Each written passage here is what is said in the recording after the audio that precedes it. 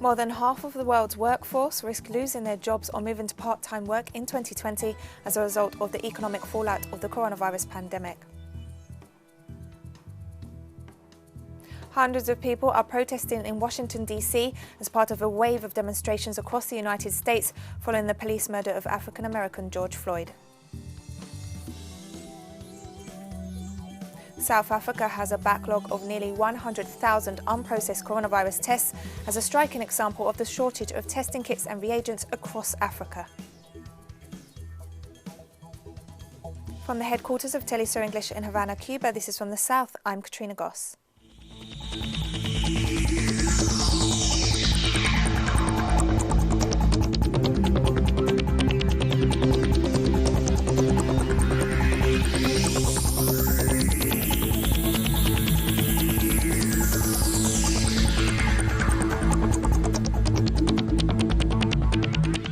More than half of the world's workforce, or nearly 2 billion people, risk losing their jobs or moving to part-time work in 2020 as a result of the economic fallout of the coronavirus pandemic. According to a study by the Boston Consulting Group, in the next 2 to 3 months, 1 out of 6 people in the world will lose their jobs, with the unemployment rate to exceed 17%. The impact of the crisis on the labour market will vary greatly across different industries, with those most directly affected by quarantine measures to be hit the hardest. According to BCG analysis, more than 80% of all the layoffs in the world are likely to occur in the non-food retail sector, manufacturing, hotel and restaurant business, tourism and construction.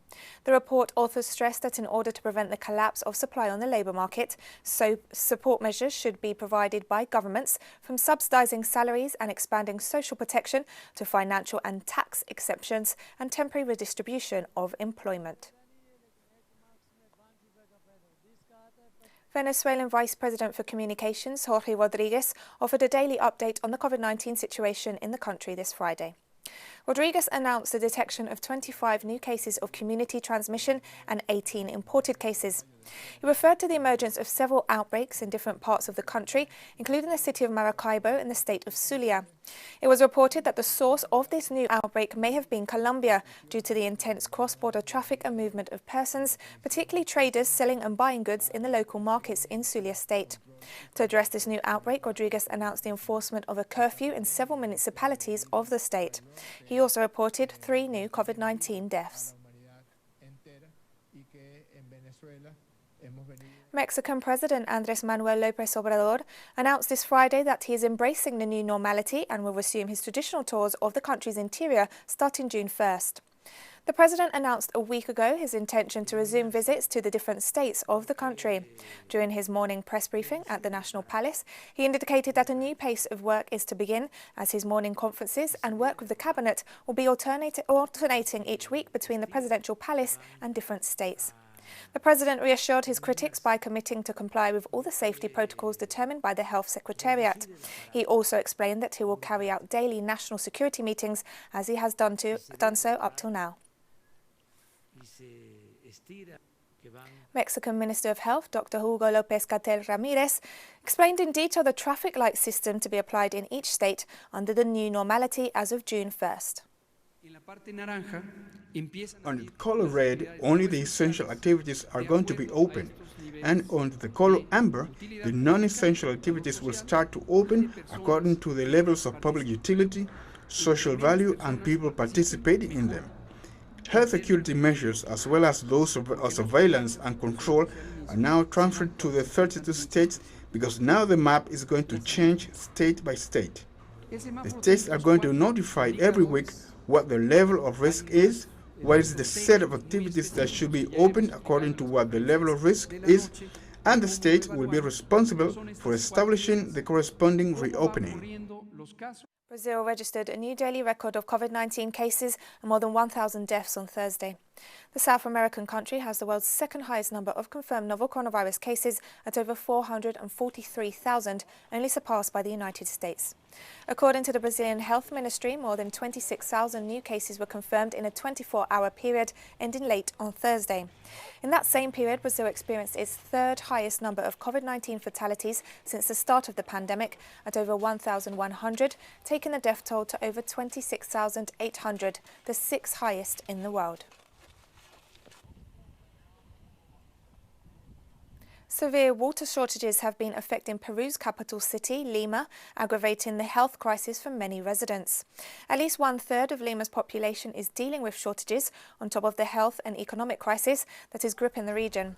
Many citizens have to depend on water tankers. They also express great concern about being unable to maintain the necessary hygiene to prevent the spread of the coronavirus. We don't even have enough water to wash our hands or things. Now, with this disease, we need a lot of water, and if we don't have the water, what are we going to wash ourselves with? The children play, they have to wash their clothes every day. They have to wash their hands every time, and not having water affects us a lot because the water tanker does not come up here. Bolivia's de facto government is planning to lift the coronavirus lockdown starting June 1st, despite the ongoing health crisis in the country. Bolivia's northeastern department of Beni declared a health disaster following the collapse of its health system on Sunday. Morgues and cemeteries have also been overwhelmed by the rising mortality rate. The Beni Medical College has called on the de facto government to provide urgent medical supplies, including masks, oxygen and drugs, as well as intensive care specialists. Meanwhile, the country has officially recorded over 8,300 coronavirus cases and almost 300 deaths, although the numbers are expected to fall short of the reality.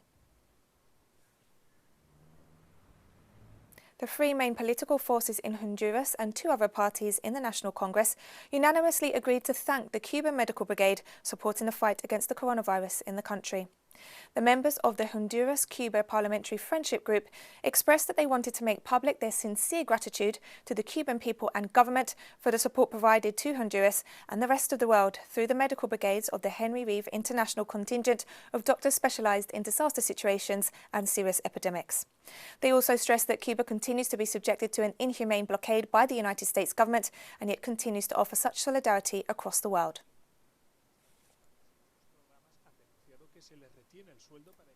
Colombian senators have rejected the United States Army announcement that it was sending a counter-narcotics military brigade to the country. Several Colombian lawmakers have warned that allowing the arrival of foreign troops in Colombian territory would be a serious mistake by President Ivan Duque. Colombian Congress members have pointed out that the US announcement represents a violation of national sovereignty and the Colombian constitution. President of the Colombian Senate, Lidio Garcia-Tubey, has reminded President Ivan Duque that only the Senate can authorize the entry of foreign troops into national territory.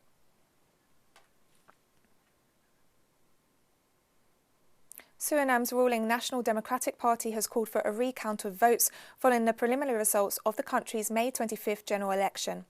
With 90% of the votes counted, the opposition Progressive Reform Party is set to win 20 of the 51 seats in the National Assembly responsible for electing the president. However, incumbent President Desi Butesi, who was recently convicted of murder and is seeking a third term in office, said he will challenge the outcome.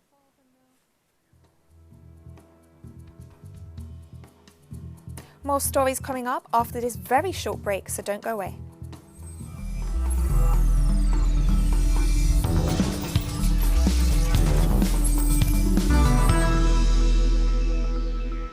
Welcome back to From the South. Hundreds of people are protesting in Washington D.C. as part of a wave of demonstrations across the United States following the police murder of African-American George Floyd. According to reports, people gathered in northwest Washington to march to the White House, shutting down traffic in the area for a time. The video footage of police officer Derek Chauvin kneeling on Floyd's neck as he repeatedly said he couldn't breathe has sparked outrage across the US, fueling protests led by the Black Lives Matter movement. Early on Friday, it was announced by Minnesota's Public Safety Commissioner John Harrington that Derek Chauvin had been arrested and charged with the murder of George Floyd. Demonstrations have occurred in the cities of New York, Memphis, Chicago, Los Angeles, Louisville and Denver. Minneapolis Mayor Jacob Frey has issued an 8 p.m. curfew Friday and Saturday nights for the city. And President Trump has caused further outrage on Twitter by referring to people across the United States protesting the killing of African Americans by police as thugs and expressing support for the deployment of the army to control disturbances. Trump's war with Twitter also further intensified after he tweeted, "When the looting starts, the shooting starts," which Twitter flagged for glorifying violence. Trump later denied he was stoking any violence. According to a new report, President Trump is attempting to woo African nations by offering help in the battle against the coronavirus in an apparent effort to boost the US influence on the continent in the face of China's widespread support. The Trump administration has offered ventilators to African countries grappling with the virus and pledged some $270 million in foreign aid to at-risk nations, including Algeria, Botswana, the Congo, Ghana and Liberia, according to the Politico media company. Trump made phone calls last month to the leaders of Rwanda, South Africa, Kenya, Ethiopia and Nigeria, a notable move given his rather limited emphasis on Africa since he took office. The Trump administration also reportedly pledged up to 1,000 ventilators for South Africa, home to the continent's largest number of coronavirus cases. The report notes that the White House sees Africa as a battleground in its rivalry with China, which has been the continent's largest trading partner for more than a decade. The Spanish government has announced it will ensure a minimum monthly income for the country's most impoverished families. The minimum basic income is a measure of social justice, but it is also a measure of economic efficiency.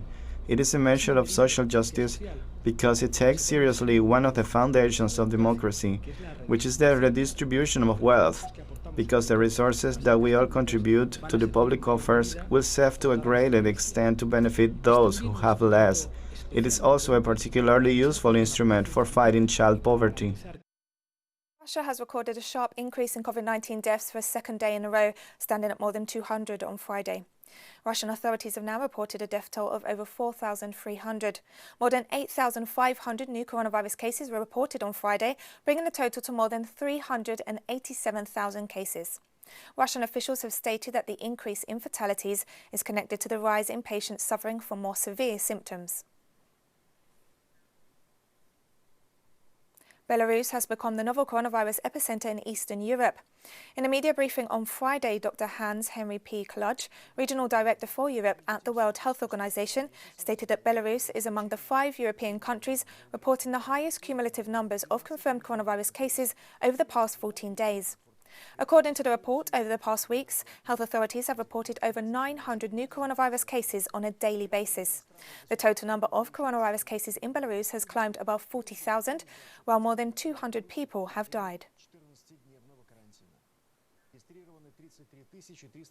The Chinese government demanded on Friday that the United States, the United Kingdom, Australia and Canada stop interfering in the internal affairs of Hong Kong after the countries issued a joint statement on the new national security law. Chinese Foreign Ministry spokesman Xiao Liqian urged the countries to respect China's sovereignty and cease their attempts to meddle in Hong Kong's affairs. Liqian also questioned the political manipulation of the United States in the UN Security Council. Despite US threats and international criticism, China's National People's Congress approved the proposed new national security law for the Hong Kong Special Administrative Region on Thursday, which aims to prevent, deter and punish acts that threaten the country's security. And the Beijing-based biotech company Sinovac informed on Friday that its coronavirus vaccine is in stage 2 trials with more than 1,000 volunteers participating. The company also said it is in talks to hold stage 3 trials, the final part of the process. Chinese health authorities have reported no new confirmed coronavirus cases in the mainland since May 28th, when 5 new asymptomatic cases were identified, down from 23 a day earlier.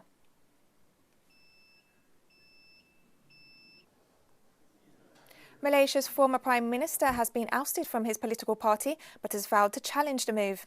94-year-old Mahathir Mohamad was expelled from the Malaysian United Indigenous Party on Thursday, along with his son and 3 other senior members.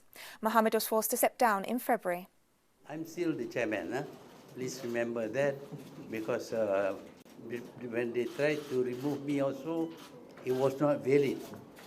So I'm still the chairman.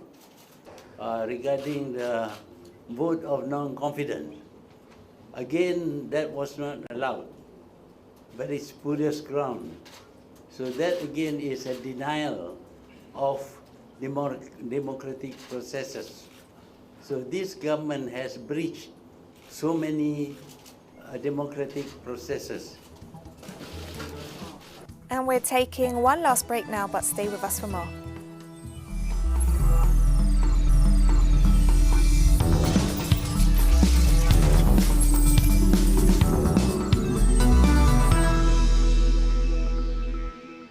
Welcome back to From the South.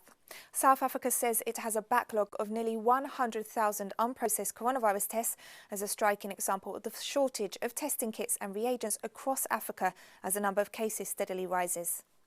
The South African Health Ministry noted in a statement that this challenge is caused by the limited availability of test kits globally. Priority is being given to processing tests from patients admitted to hospitals and health workers. South Africa has conducted more tests for the coronavirus than any other country in Africa. More than 655,000 tests have been conducted, which is thought to be part of the reason why the country has the most confirmed cases in the continent at over 27,000. African authorities are faced with the reality that richer countries are pushing them out of the race to obtain crucial supplies to combat the pandemic. In a policy brief on the impact of COVID-19 on Africa, UN Secretary-General Antonio Guterres praised most African countries for having moved rapidly in response to the pandemic. Guterres noted the regional coordination, deployment of health workers and enforcement of quarantines, lockdowns and border closures to stop the spread of the virus. The Secretary-General stressed Africa has provided valuable lessons for the rest of the world in meeting this challenge. He also warned that it is still early days for Africa and the pandemic could escalate quickly and spread uncontrollably across the continent. Finally, he called for global solidarity with Africa to ensure the necessary response now and to support the recovery. As an older person myself. And the pace of the spread of the coronavirus across Africa is accelerating, with more than 5,000 new cases reported across the continent for the second day in a row. According to a report issued on Friday by the Africa Centers for Disease Control and Prevention, the latest figures bring the total number of cases confirmed across the continent to nearly 130,000. Meanwhile, the number of COVID-19 fatalities has climbed above 3,700. North Africa remains the worst-hit region, with almost 39,000 cases and 1,700 deaths. However, South Africa continues to lead the continent, with almost one-fourth of the total number of cases reported.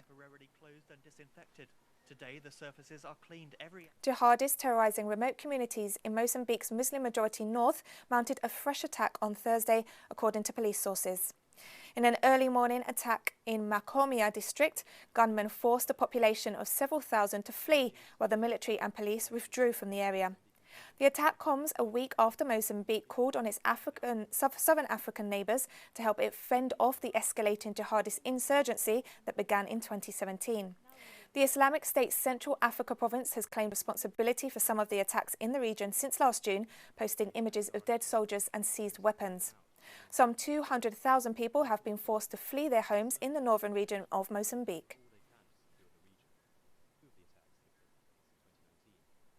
Iraqi President Barham Salih received Prime Minister Mustafa al-Kadhimi at the presidential palace in Baghdad, where he stressed the need for the rapid completion of the cabinet by nominating competent and impartial figures. The President and the Prime Minister underlined the need to support the government in implementing its programme, which has been passed by the Parliament to meet Iraqis' legitimate demands for much-needed reforms. They also stressed the building of balanced relations with regional and international allies based on respect for Iraq's sovereignty. They noted that supporting health authorities to combat COVID-19 must be given priority, as well as the search for solutions to economic challenges to ensure a decent livelihood for all Iraqi citizens. The Palestinian Center for Human Rights has documented 106 violations of international human rights law and international humanitarian law by Israeli forces and settlers in the occupied Palestinian territories in the past week. The report issued on Thursday stated that Israeli forces shot and injured 5 Palestinian civilians, including a child, during Israeli military incursions in Ramallah and Turas that included the use of live ammunition. The human rights organisation also stressed that 6 shots were reportedly fired by Israeli forces at agricultural land east of the Gaza Strip. The report added that Israeli forces carried out 47 incursions into the West Bank, including into occupied East Jerusalem. During this week's raids, 48 Palestinians were arrested, including 2 children. Syria denounced on Friday the European Union's decision to renew its sanctions against the country, describing the decision as hypocritical. According to a statement by the Syrian Foreign Ministry, the sanctions are a flagrant violation of international humanitarian law and represent a crime against humanity. The EU sanctions, first imposed in 2011, include a ban on oil imports, investments, the freezing of the assets of the Syrian Central Bank in the EU, an embargo on technology exports, among many other restrictions that jeopardize the development of the country.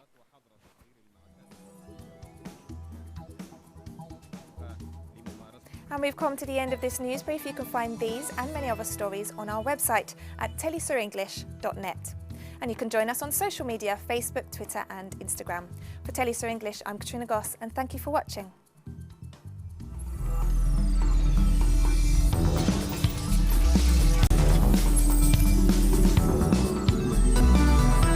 The Pakistani